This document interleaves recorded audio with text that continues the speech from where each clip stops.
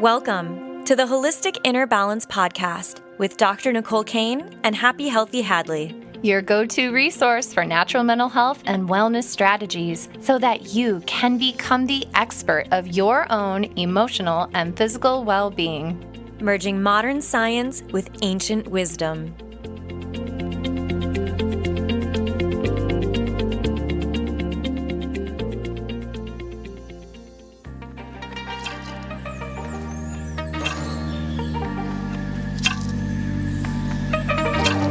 Hi, we are so excited to be here today. We have an amazing person joining the conversation. In fact, this person is the reason that Hadley and I know each other, and he's an amazing healer, and he's an amazing human and a great friend. And so Hadley and I were like, we'd have to have Brandon in this conversation. And so here you are. We're all here together, and I think this is going to be an incredible conversation. So thank you for coming. I'm so excited to have you here, Brandon. Let me introduce you before we get started. So Brandon is a doctor of physical therapy with over 10 years of experience treating chronic pain. He's proficient in a wide variety of manual therapies, neurologic re-education techniques, and energy medicine, including shamanic healing. He's seen firsthand the dramatic transformations that come from tapping into our energetic body and facilitating spiritual healing for people who are considered medical mysteries. His goal is to bridge the gap between science and spirituality to help individuals and communities heal. So that's what we're going to get into today, is bridging that gap between science and spirituality. I'm so excited. This is something that is very near and dear to my heart, but that I'm not necessarily an expert in. So I'm super, super, super excited to be able to learn from you today, Brandon. Well, thank you. That's very nice. I feel like I work in this area, but I don't feel like an expert in it at all. Thank you for being nice about that. Yeah. Socrates says that, right? It's like the process of knowing. It's like in the beginning, you know nothing, and then you think you know everything, and then you realize you don't know everything, and maybe you don't know something, and then you feel like you know nothing again, and then the more that you know, the less you think you know, like that kind of weird process. So the fact that you feel like you don't know may imply that you do know a little bit. Yeah, especially since you've been doing it for 10 years. Hopefully I can communicate that I know something. So that'll be good. Yeah. And today we're going to be really leaning into this conversation about spirituality and our mental and emotional well-being. And I'm really excited about that. But what I feel like is really the heart in these kinds of conversations is the person that I get to have and Hadley gets to have this conversation with. And it feels like, and maybe it isn't, but it feels like kind of this about face or this 180 or this big jump to go from like chronic pain and manual therapies and, having this PhD in physical therapy all the way to where it's very energetic, very emotional, very spiritual, and maybe a little bit less of that like hands-on materialist stuff. So I was wondering if you could just sort of talk about that. How do we go from the sciencey to the spiritual stuff? Yeah. How did you do that? What you're asking? Yeah. For me, it's a really interesting story and its evolution over years. But it really started, going through, I started in engineering school and like biomedical sciences, and then physical therapy school is very, evidence, and all that kind of stuff. So if you don't have double-blind placebo-controlled studies, you don't really have anything, is what we're taught in school anyway. But one of the things that was going on in my life as I was starting PT school all the way through until I finished up was that I was having a relationship with a young lady who wasn't really able to find any answers. And so we bounced around, did all this kind of stuff. And eventually she was in front of somebody who became a mentor of mine. What would happen when she would like pass out, but she wouldn't pass out. And she went through a whole range of diagnoses. But essentially you could hear her try to vocalize, to communicate. And she could tell you everything that was happening, but she couldn't move her body and things like that. And then eventually she started to like convulse, and still we had no answers. But one of the things that we had realized one day when she was in the hospital and she had a headache, and that was like one of the first things that I found I was able to help with. was while mobilizing her neck, we would move one of her vertebrae and like forward anteriorly into her throat, and she would take this big deep breath and her eyes would light up, and then she could move and she could talk again. And so we were like, I don't know what this is. Let's bring the doctors in here, and maybe this is like something that will be helpful for them. And it wasn't. So they were like, I don't know what to do with this information. Eventually, she was told by the head neurologist at the University of Michigan that think happy thoughts, that's the best we can do for somebody like you. And then she was very much all about the allopathic medicine. And then I kept asking her to go see this guy who ended up being my mentor, because I had heard about him and alternative things that he would do. And she finally said yes when she was feeling like hopeless and completely out of luck. And we went and saw him, and she passed out during his evaluation, and I showed him, here's how we wake her up. And then she passed out again a little while later. And what he said, I was like, do you want me to wake her up again? He's like, well, if everything her body's telling me is true, this will wake her up. And he grabs her right leg and just pulls on it. Like in physical therapy, we call it long axis distraction. And she woke right up, and I was like, holy shit, I don't know what I'm looking at, but that was amazing. And nobody can figure out, and this is the first time we're seeing you, and you could figure something out. That's amazing. So that was after I graduated, and he asked if I had questions, and of course I had a ton, and I didn't know where to start because it was so far outside of like the way I'd been taught up till that point in my life. But he was like, I don't have a lot of papers to give you. I don't have a lot of, like, for evidence. And I was like, I don't care about that. Like, that was enough evidence. That's all I need to see. And he's told me to start practicing, or that he would teach me acupressure. And so that's where I got into it. And then I started working with kids with head injuries, and I started working with chronic pain almost immediately. And what I found was that when I would sit there and do acupressure with people, they would get stronger, their minds would get clear, their pain would go down. So much more so than with I learned a lot of other osteopathic techniques, like high velocity, low amplitude thrust, and muscle energy, and strain counter strain, myofascial release, things like that. And those things were so temporary that the people who were the hardest cases would stand up, walk across the room, come back, and their bodies would be in the exact same place as they started. When we did acupressure, they would feel better. Their objective measurements would stay the same, and they would feel better for a couple of days or something, longer than I could do with manual therapy. So I knew there was something going on, but I didn't know what, and maybe I have a better idea now, but who knows. So then the next step, I started to learn craniosacral therapy, and I started to find that if I did more craniosacral therapy, I could do less acupressure. And that took a while. That helped me develop my sense of energy, like of the person that I'm treating. The more I learned about my own, the more I could identify what was going on with somebody else. And during that time, that's when I started to notice the patterns that would occur within people. I was doing cranial work on like every single person that I would see every day. And I was working 2 jobs, so I was working like 50 hours a week, doing cranial. And what I started to notice was that there was like, I had learned meridians, how energy moves through our body and stuff like that, but I started to notice like our field and how energy would start to move around our field, and it seemed like there was all of this dark energy that would be like in spots around somebody's field or within their body, and as we were doing cranial, it would start to like collect, and at the time it seemed like it started to collect around their heart, and then as the session went on, that darkness would like lift up towards the sky, and then in would come, it shouldn't say in would come, because it would lift up and then the whole space would become bright.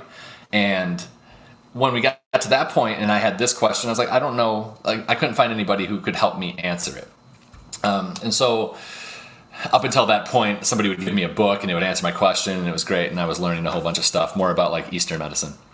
And for that one, nobody could help me until I met Kristen, my fiance, and her mom was telling me that I should read this book called Shaman, Healer, Sage. And when I read it, it described exactly what I was experiencing. It would talk about extractions and illuminations, and I was like, that sounds like an extraction and an illumination, what I've been looking at. So for me, it was another thing, was like, there's not evidence in the paper, the article sense, but there was evidence right before my eyes where this would happen consistently, and people would have emotional responses. Like they would have little emotions kind of come up. They say, I'm crying, I don't know why I'm crying, or like I'm crying but I'm not sad, stuff like that. And they would always feel better. So I was like, who cares? People feel better. I don't care about the evidence in the classical sense, because this is helpful for people.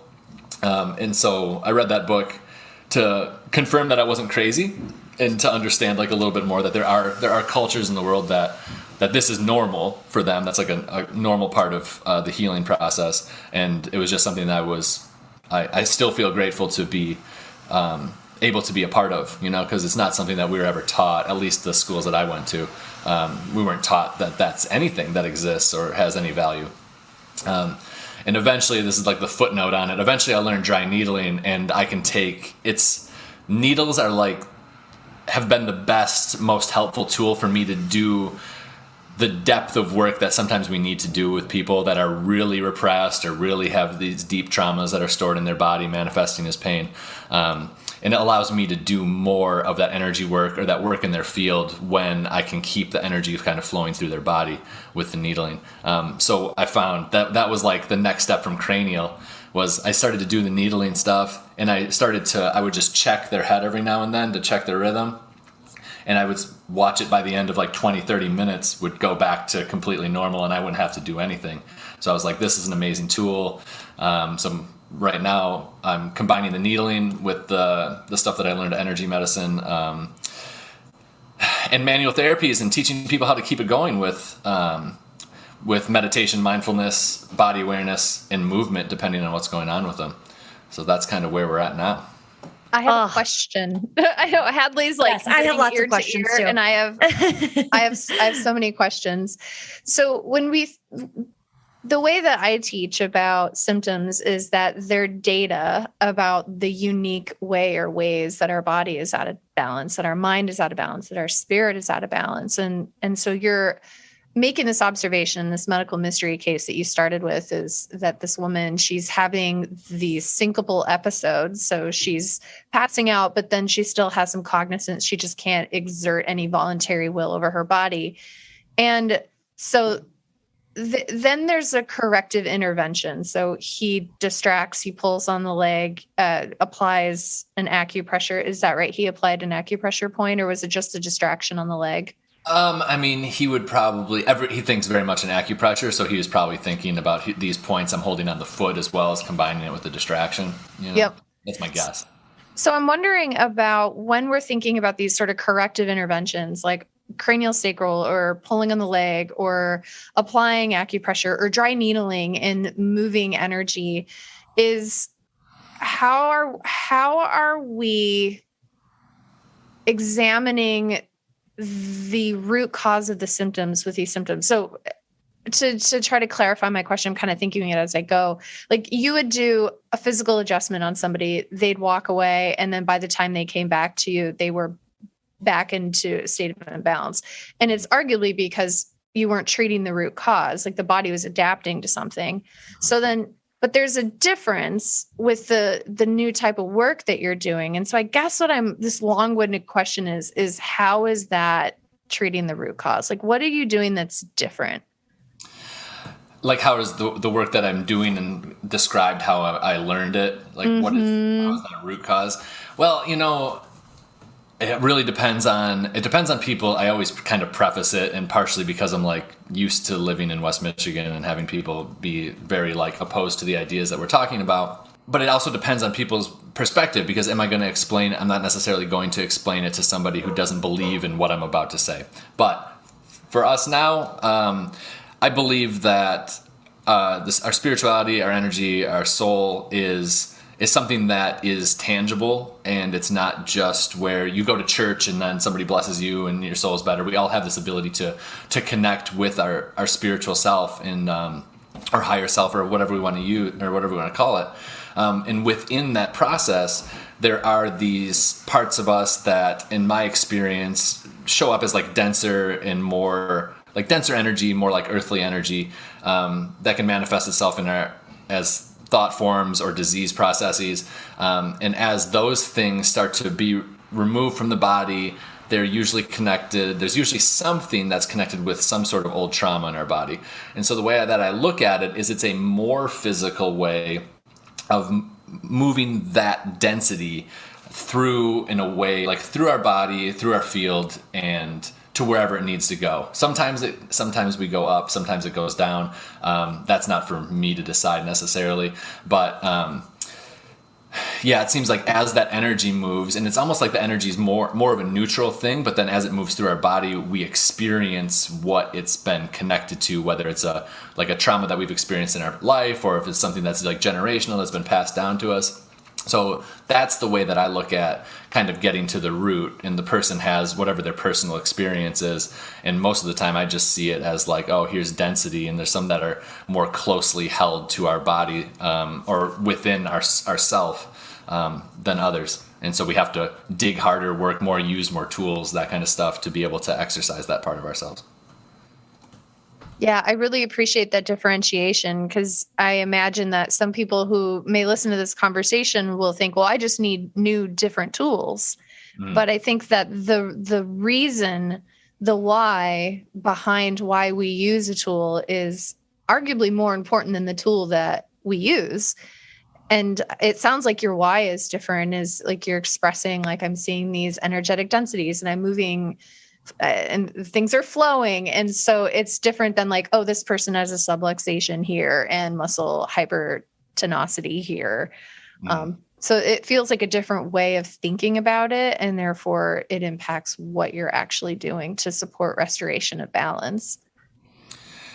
Yeah. And while you were just describing that, it makes me think of like, what's the other way to say it to people. So that's something that was being worked on. I was in Western medical, and still am in Western medical setting, I guess to a lesser degree now that I'm in private practice, but people aren't going to go for what I just described, but it's, there's a lot that we can start to talk about with, our autonomic nervous system and how we've responded, like the idea that everyone has had some amount of trauma in our life. People will often say, well, not me, everything's been pretty good. But we'll talk about, were you hungry and didn't get fed? Did you need to get held and you didn't get love? All those kinds of things. Those are all traumatic. Literally everybody has experienced that. Nobody's life is perfect. And they can start to shape the way that we view the world, and how in the world being dangerous, and especially when it comes to chronic pain. But I think it works in a lot of other disease states. The same mentality is when our body is trying to protect ourselves, like that's ultimately where pain comes from, because pain is a warning signal, like something's going on here. Pain is information, about something that we need to be looking at. So when somebody can start to understand that there's this thing about their brain, their autonomic nervous system, that doesn't ever really stop and is always going on behind the scenes, then they can start to be like, that's maybe more of a scientific bridge for them to say, oh, there is more that I can learn about myself. And then through that process is typically where the healing comes. So good. Yeah, I'm incredibly curious about the link with trauma and also shamanism, because I know that Peter Levine, who's one of the great teachers on all of this, talks about shamanism in some of his books. Thinking about how we actually heal trauma, because we aren't that great at it in Western medicine. And so I would love to hear a little bit more about, how that relates for you when you're like working with someone, like working through a trauma, or do you even think of it as a trauma? Because you mentioned you kind of look at it as like a dense energy. Is that kind of like a interchangeable term, or do you think of it as slightly different? I think of it as that's what I'm working with and seeing, because essentially, when we start getting really far out there about like what's happening during these sessions, essentially like shamanism is to connect with these other realms of existence outside of like the linear way that we look at life. And so for me, it's often about just like, I think I've called it like painting by numbers. Like things show up and look a certain way, and that directs me to a certain tool or technique or something like that. And it's always just like, what does this person need right now? And there's, so most of the time what I'm seeing is I'm working with those dense energies and what shows up as a dense energy for me. And then as those things start to move, typically that person is experiencing that movement as that trauma. That's, if we talk about it like it's trapped in our body or something, as it starts to move. So I think they could potentially be used interchangeably. It's just more like the person who I'm working with is going to experience it as, this memory and this thing that happened. And, oftentimes they're feeling it in their body in a certain way as well. So they're experiencing it somatically and emotionally. Whereas I'm maybe only experiencing it as like these subtle movements of energy within their field. You know what I mean? So hopefully that answers your question. Yeah, totally. Yeah, no, I think that's so cool. And for those of you who are listening who are like, I don't even know what shamanism is. Do you want to just like describe that a little bit more for us?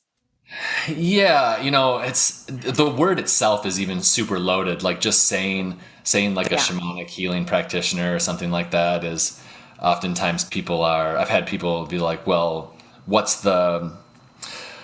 want to know like, where did you learn it from and what the group is and all these like very, I don't know. I guess I don't really know what they're looking for, but it's like a way to decide in their mind, is this person legit or not?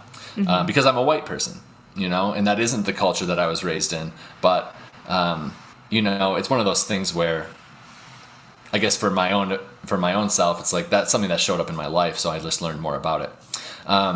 But so shamanism typically, for somebody who doesn't know anything about it, they would be thinking, like native cultures and how they heal typically. Or if you think about like, tribes in Africa or, people that live in the mountains in South America or something like that. How they typically do healing, it's more of a connection to the spiritual realm and using what the earth gives us to facilitate healing for another person.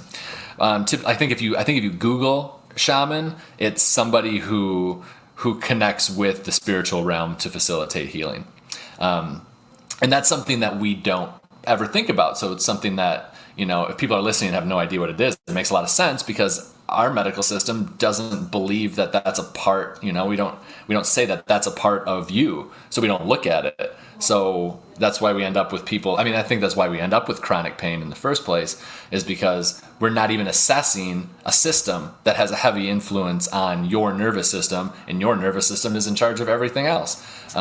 So not a surprise that people wouldn't have any idea what that is.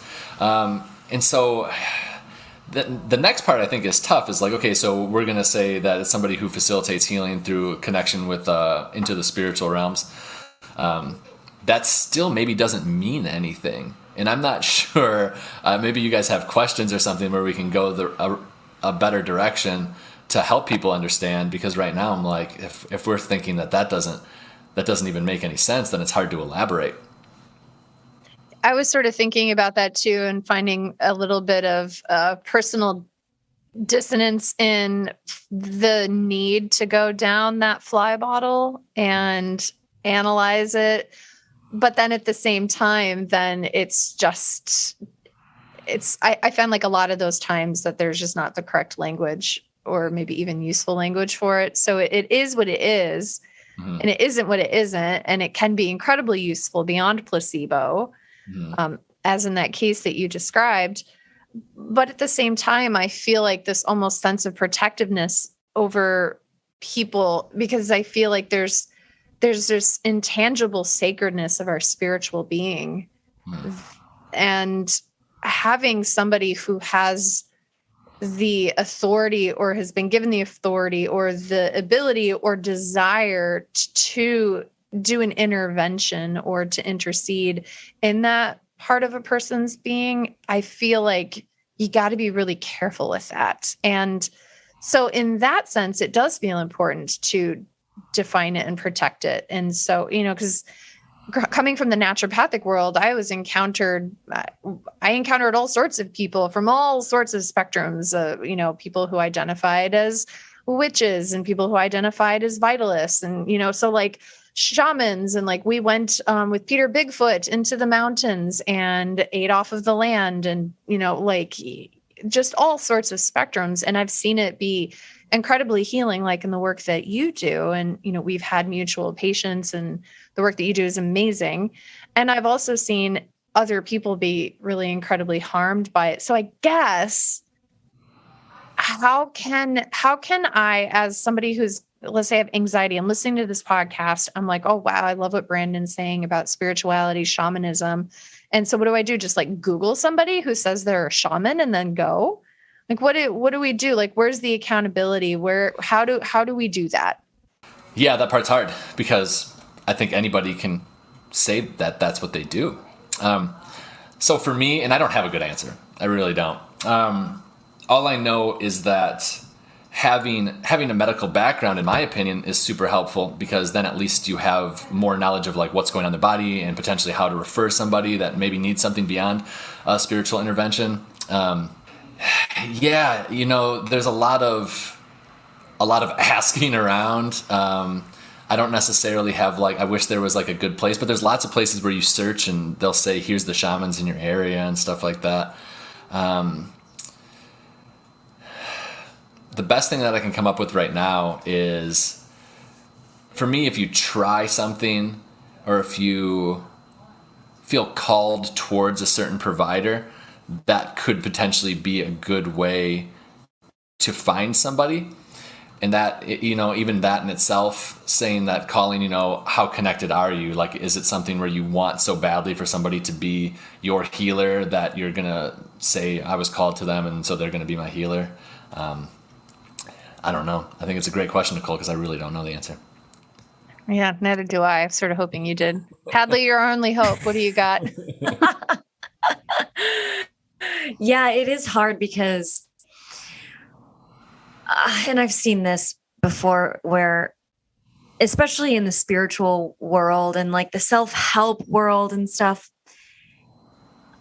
there are teachers and leaders who can use the language of self-help and use the language of spirituality to manipulate, and to make you think that, oh, what you're thinking right now is just a self-sabotage, or, oh, it's just, like a, dark energy, or, something that is like, they can kind of convince you of things. And so I would just say, discernment is so important with any healer or someone that you're working with. I'm a really big fan of bringing self-empowerment into it and really empowering the people that we're working with to be able to make decisions for themselves and not look to other people to make decisions for them. Right. So like, in our medical model, it's we put the authority on another person.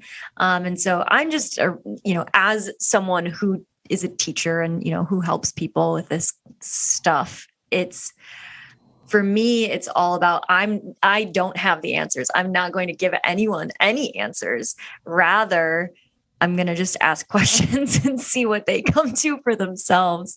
That's all I've got. I don't know if that's helpful. I think that's for me, that's a really great answer, because as I'm sitting here, like thinking while you girls are talking, I'm like, well, what would be the difference, from like maybe other people that I know to what I do? And I'm teaching people about themselves. So when you're talking about self-empowerment, I think that's a big thing. Maybe you have to do a couple sessions with somebody, but are they looking to like be regarded as your healer, or are they trying to help you move on? The example that's coming to mind that I've used a million times, because people say, you're a physical therapist, you hate chiropractors, right? And there's good ones and there's bad ones, just like there's good PTs and bad PTs, and there's good and bad everywhere. But is somebody like, if we just go to like pain in general, if somebody's doing something passively to you, like I'm going to do an adjustment on you or something like that, if they're not teaching you how to do that for yourself, then I'm probably going to put them in the maybe don't go to them category. But if they're teaching you how to do it yourself and not need them any longer, then that's probably a good person to see. So I think you nailed it. I love that. You two are amazing. And then if you aren't so geniusy as Brandon is to have the medical background in addition to all this beautiful soul spiritual training, then work as a team. Are they willing to collaborate with your other providers? I think that's really important to the sacredness of working together. And so, we're talking about the mind, the body, the spirit, and how these can amalgamate together. And, this isn't a new modern idea. In fact, Hadley is always talking about Ayurveda and how Ayurveda is able to pull in all of these different variables about energetics and spirituality. And it's one of the oldest therapies or oldest philosophies, right? Hadley, can you tell us a little bit about the spirituality of, I can't even say the word, Ayurveda? Yes, you got it. Ayurveda. Yes. Brandon, just to give you context, I've been saying it wrong for like 20 years. And then, you say Ayurveda? I don't even know how I normally say it. She says, Ayurveda. Ayurveda. Ayurveda. I've been saying it wrong for 20 years. And then one day after Hadley and I've been talking for like, I don't know, a year and a half about it, she finally like told me. And now I'm just completely, I don't even know. I don't know my words. Veda, let's just call it that. That's what I'll call it because of my inability to get it straight. I love it. Usually I don't correct people because, I have like one podcast with them or whatever, but I was like, all right, we're doing this now. We're doing a podcast together. You got to know what the word is. Oh, I'll get it one of these days. We'll be on like episode 387 and I'll say Ayurveda and you'll be like, it feels wrong to say it that way. And so anyway, tell us about that. Yeah. I mean, it's so my kind of worldview, I guess, is like the more cultures think of, something as true, and if that can also like relate to what science says as true, like then we've got truth with a capital T, right? We've got shamanism, we've got Ayurveda, we've got modern science. I'm like, okay, if all of these line up, like that to me is all right. We've got truth here. And it's really cool because I think lots of different ancient cultures actually have a lot of the same principles as Ayurveda. And the really cool thing is that, it's not like, well, sometimes they were communicating between cultures and that's really cool and amazing. And sometimes they weren't. And that's also really, really cool and amazing because to me, it's like, okay, if everyone was thinking this, 5,000 years ago, then there's got to be some nugget of truth in that as well. And so, what you're saying, Brandon, that is, it's so aligned with what Ayurveda says, right? Our mind. So health in Ayurveda can be described as, a state of blissful equilibrium. We've talked about that before in our body, mind, soul, and senses. And so the soul piece is kind of the piece that we're kind of talking about today, that spirituality piece. And Ayurveda doesn't actually like separate these things. It doesn't, it's not like, okay, we are just going to work on healing the body, or we are just going to work on healing the mind, or we are just going to work on healing the soul, or whatever you want to call it. Like it's all integrated. And Ayurveda talks about the 5 koshas, which I won't get super into that, but it's the 5 different bodies, parts of our bodies, which is like the physical body. There's the breath body or the energy body. And then there's the mental body, mental and emotional body, the intuitive body, and then the spiritual body. And all of these things interact with each other. And when we do all of the Ayurvedic practices and everything, they're all able to benefit from that. And so that's kind of what I've been thinking about as you've been talking about all of this stuff, Brandon. Does that resonate with you? Yeah. I mean, you're making me think about like a whole bunch. There's reading for the last decade to try to understand what's going on. You start to run into the same concepts as what you're describing. In cultures that are identifying the same chakras and stuff like that. Like they're then like, here's where they are, and we're naming them similarly. That we're saying that they have these same types of functionality and things like that. And you see all the different associate like with layers of our aura too, because as you're doing that in your hands, I don't know if people can see this too, but she's moving her hands away from her body as she's saying each of these different bodies. And that's a lot of different cultures have those exact same things too. So, it super resonates what you're saying. And so that's like, it's just more part of being a human, rather than like a specific type of therapy. And I think that that's amazing and so interesting to learn. And I'd love to learn as much as possible about that type of stuff. Traditional naturopathic medicine talks about this too. And we were talking about it before we started recording. And so I was excited to bring that into the conversation, is the threefold constitution of, I'll call it human. And it talks about how the vibrant living being is like an instrument being played beautifully and fully in tune. And it has to be in balance in three of its parts, the mind, the body, and the spirit. And so the mind is, I'm capable, I know how to play, we'll say the flute. I know how to play it. I have the mental aptitude to play it. But if I have a broken flute or my body isn't in health, then I could be as skilled as they come and it still won't make beautiful resonance, right? Similarly with the emotions, if I'm trying to play a really happy song on the flute and I know how to play it, I know the notes, my flute is perfectly functional, but I'm just so sad and depressed, the music will reflect that. And so that's our emotions. We have to work with our emotionality. And then the spirit is, or the physical body is, we talked about that. I'm getting discombobulated. The physical body is the flute. The emotions are how I feel. And then the spirit is the music that comes out of it. And so just this beautiful tune that's being played is, you have to have a good flute. You have to know how to play it, and you have to have the emotional space and all of that. So all of that being said, is it sounds like a lot of these traditions are kind of pointing at the importance of all of these variables. And yet it's like you said, Brandon, in certain parts of the country or certain cultures or certain groups of people, it's a little bit of a taboo topic. And so, spirituality is something that I feel like we don't get to talk about as much unless you're in like the quote weird circle or the weird group. What do you guys think?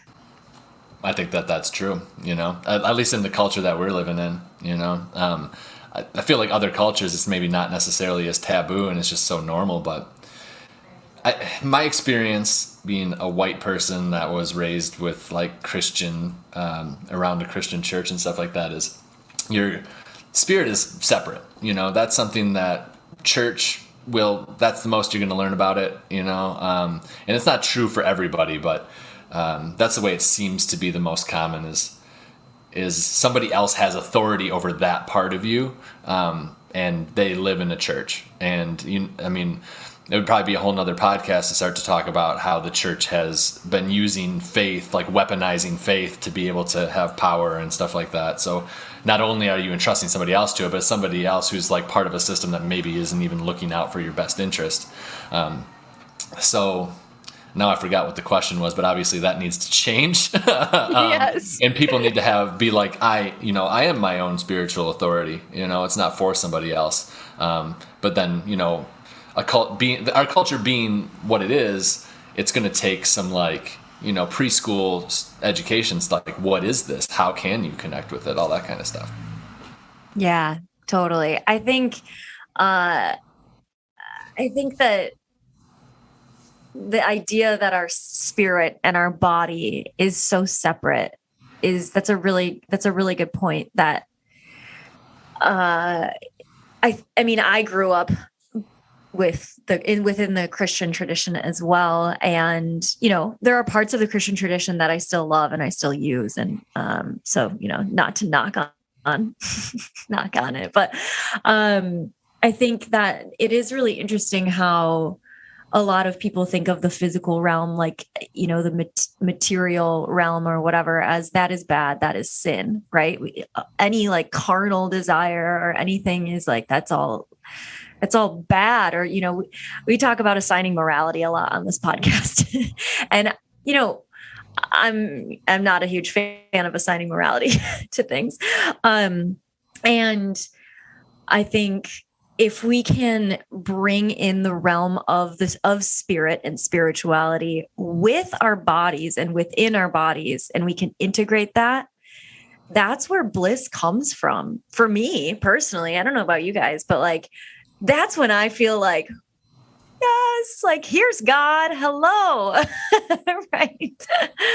So yeah, that's what I would add. And like, I'm connected with God in this moment, and that's, I feel like when you're completely present, that's typically like you get that blissed out type of feeling. And then you're like, we're connected. That's what people talk about. And you're establishing connection with God, or whatever you want to call it, a higher self, soul, like the mind, body, spirit is now coalesced, and that's where, and then you feel really good. And when you feel it. Mm-hmm. Totally. On the flip side, what are signs that you might be dealing with like spirit sick or soul sick, or it might be time to go and do some work in the world that you're in, Brandon? I mean, pain is the number one. I've been dealing with pain for so long, and over the last 10 years, it's just like the epidemic is increasing. We're getting more and more people suffering from chronic pain every year.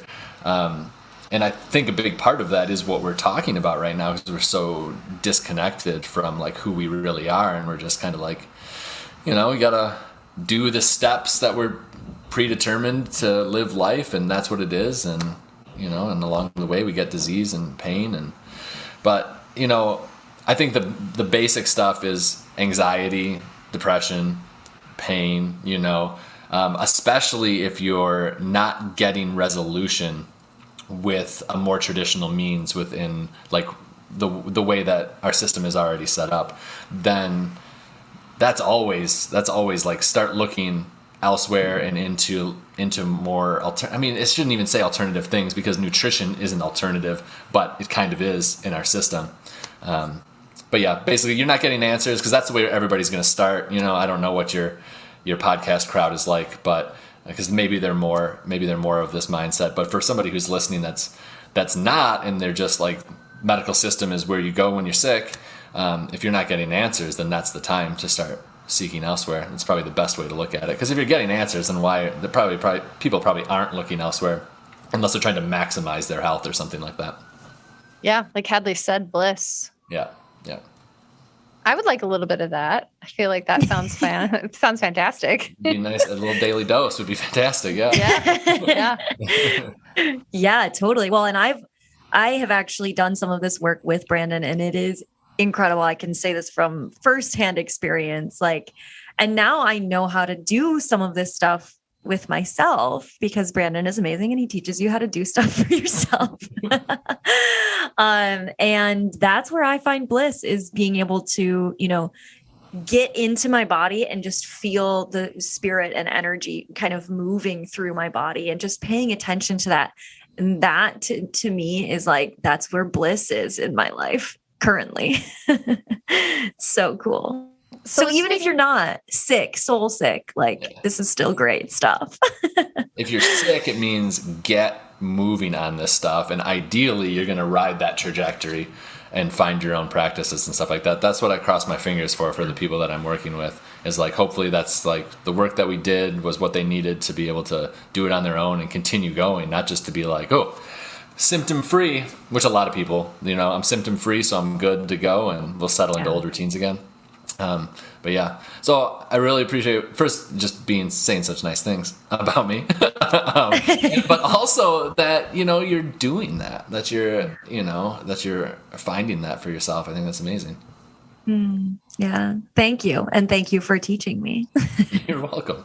So let's teach our audience. Let's make some of this intangible a little bit tangible. So maybe like threes are digestible numbers. So are there 3 things that you can think of to help someone start to dial in on their spiritual self, to do that spiritual healing or start that self-healing? yes, we can come up with some stuff. And my question is this somebody who's currently suffering or somebody who is not suffering but's looking to pursue bliss, or should we try to approach both of those things? I like the yes and, but if maybe Sure. first, because a lot of the individuals who come to this podcast are people who are wanting to become their own mental health expert. So we're coming from a place of either dealing with anxiety or depression or insomnia or bipolar symptoms like that. Okay. First step is always the work to become more present. Lots of times our heads are spinning. So, there's a 3-step thing. I had somebody tell me that I would hear them tell other people, I used to be a meditation moron, but now I know how to do it. So we can use the 3 steps of meditation for morons. I started to call it after that person. But the main one is meditation. And now how can you do it tangibly, I think is a great 3-step thing. So what I usually like to start with people, and it's people who have the hardest time connecting to their body. So some people can start in different layers of this, but let's just pretend somebody's a meditation moron, and how do we get started? I like to utilize, it's something that I've learned from the mental health world it's like the five things you see, 4 things you hear, 3 things you smell. I can't remember exactly how it goes, but I'm telling people, we're just going to be still, and you're going to be in a place that's like nice and quiet and comfortable and relaxed for you, because even in that space your mind might still be going. And so we're just going to be checking in with our senses and take time and just know, like, that's what I see and that's what it is, because sometimes you can see something, hear something, smell something, and it's going to trigger you into some sort of response where you're less calm.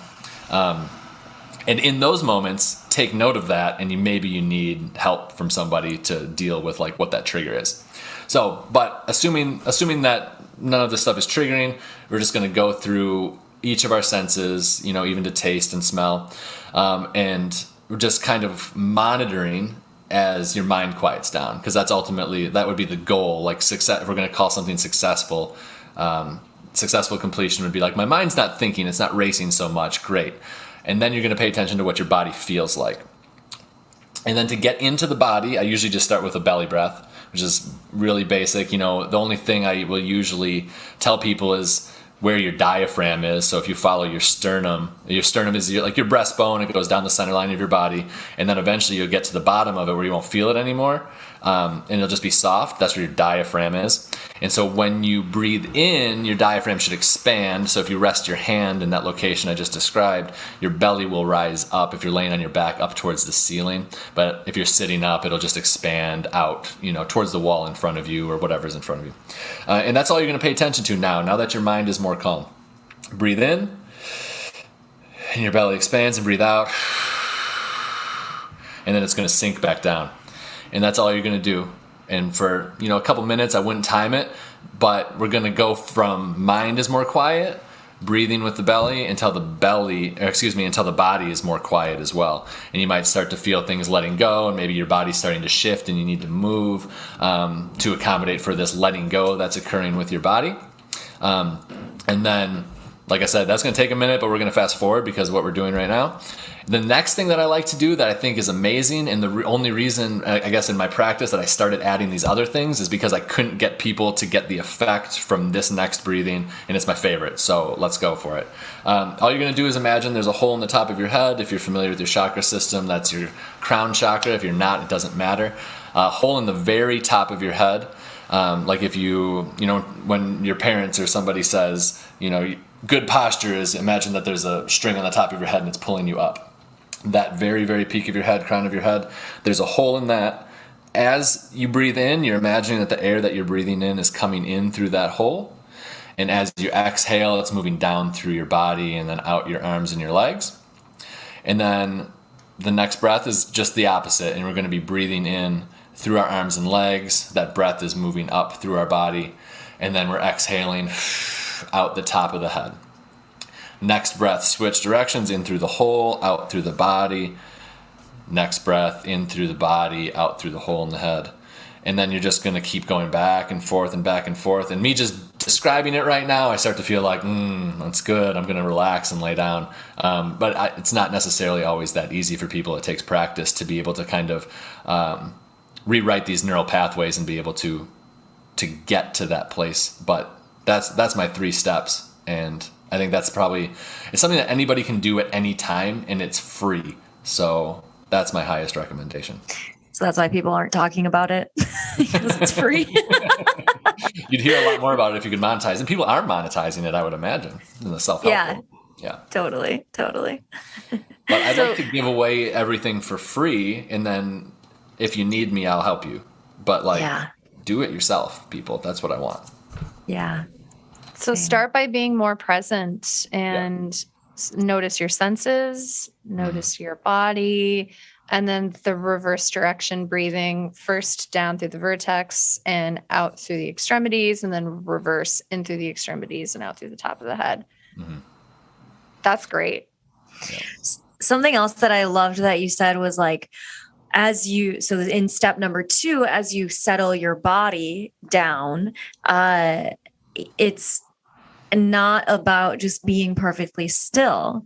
I think a lot of times people think that meditation is supposed to look a certain way. It's, you're supposed to be in like cross-legged position, it's like, whatever you think of it as, it might be different based on the person, but often we think of it as trying to be still. And I've actually even heard that in Ayurvedic circles and stuff. It's like, okay, be perfectly still for this 20-minute meditation. And then I get like, my mind is like, I'm not allowed to move. I'm not allowed to move. I'm not allowed to move. And really our bodies actually do need us to move in order to shift some of that energy out of us. And so fidget, move, do whatever you need to do to feel comfortable, because it's for you. The practice is for you. You are not a slave to the practice. So I just loved that you said that, Brandon. Yeah, it's really important. I'm glad that's being taught to people. I find that the goal is to be able to be perfectly still and and be in that blissful state that you're talking about, and not have to do anything to just feel good. But typically, your body's not in that. Otherwise, you'd already be there, and none of this would matter to a person. So it only makes sense that your mind and your body would both have to adjust, I think. Mm-hmm. And trying to do it, forcing yourself to do it, isn't actually going to get you there, right? No, it's like if somebody's triggered by, just living life, and they're going to try to not act triggered when they're in public, they're not actually going to get any better. It's just going to suffer, and it's going to suck. So that's what I feel like that you're describing with, now just be still, don't move, even though like you're just denying your experience, at that point. Yeah. And what you deny will amplify. Yeah, absolutely. Yeah. Totally. Yeah. Bypassing. So, Brandon, what do you have going on in your practice? How can people get involved with the cool stuff you have going on, work with you, learn more about you? Tell us about all of the ways to connect. Well, my website, my practice is Step Forward Wellness. The website is stepforwardwellness.org.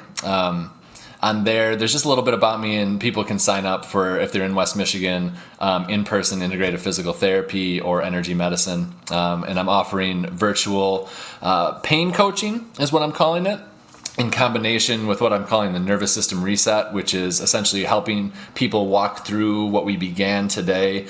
And I'll offer like energy work too during that, but to help them be able to get to that calm place where they can feel better. And then the coaching service is to help them identify more of like what's going on in their life and the changes that they could make to be able to live, more freely, more blissfully, since that's what we're talking about here.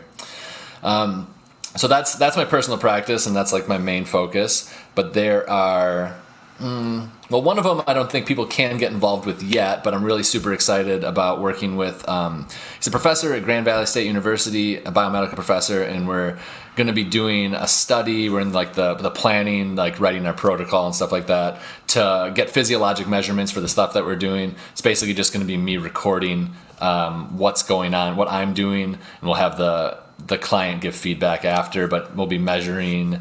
We're not 100% sure what we'll have, equipment we'll have, but measuring a variety of physiologic responses to see what's happening. Because that's been one of my biggest things is people will say, well, you don't have evidence for it, so that's nothing, like we talked about at the beginning of this. So I'm like, let's get some evidence. And I'm really excited to be able to start that process. That's awesome. So everyone, So cool. stay involved, reach out to Brandon. There's, like he said, he's doing remote work. And so if you're feeling stuck, or if you want to feel even better, then he's there. And so anything else y'all want to mention before we finish up today? Oh, let me just say that he does remote work, and I've actually done some remote stuff with him, and it's just as powerful as the in-person, because I've done both. And so it is amazing. It's energy work, and it can be done over Zoom. It is really, really, really cool. Yes. You know, I've actually been finding that the Zoom starts to go out a lot. So I've just been doing phone calls lately. Wow. Yeah. That's cool. The That's phone really calls cool. seem to work just fine. Yeah. Yeah. So cool. Amazing. I just got this image of what's the I ain't afraid of no ghosts. What is that? Oh, Ghostbusters. Like imagining it's like everything explodes out. Yeah. It was a huge pain in the ass during COVID to do some of this stuff. And that's where I was like, I'm done with the video stuff because it's just not working. Yeah. Yeah. So I don't know. You know, I've had people ask me too, is it just because there's so much going on? I don't know, but it doesn't work. So Yeah, I don't know why, but I know what to do. yeah. Yeah. Yeah. There you go. Thank you so much for being here, Brandon. We're so grateful for you and the work that you're doing, the mind, the body, and the spirit, and helping people achieve healing and bliss. Yeah. Thank you for having me. It's nice to see both of you again. And it's been a long time, Hadley, so it's really good to see you again. And nice to see you both together. I don't think that's ever happened for me. Yeah. I know. Yeah, really cool. Well, we're going to need to meet up, the three of us. Maybe we'll have to do a triple date with our partners as well sometime soon. Yeah. That sounds great. Awesome. Yeah. Awesome.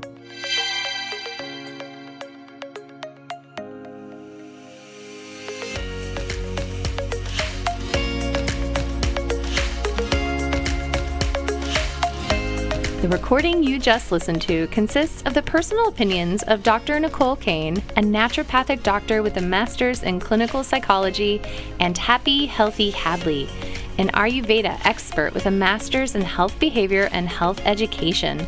While these opinions are based upon literature, counseling, education, medical training, and clinical experience, this content should not be viewed as the definitive opinion on these subjects. Listening to this podcast is not a substitute for any sort of medical, psychological, or other form of treatment. If you are in a crisis, please call 911 or call the National Suicide Prevention Line at 1-800-273-8255. If you are in need of counseling, don't hesitate to make an appointment with a counselor in your area. Dr. Nicole and Hadley are passionate about you becoming the expert of your own emotional and physical well-being. If this resonates with you and you think this podcast would help someone you love, please share it with them. We look forward to seeing you on the next episode of the Holistic Inner Balance podcast.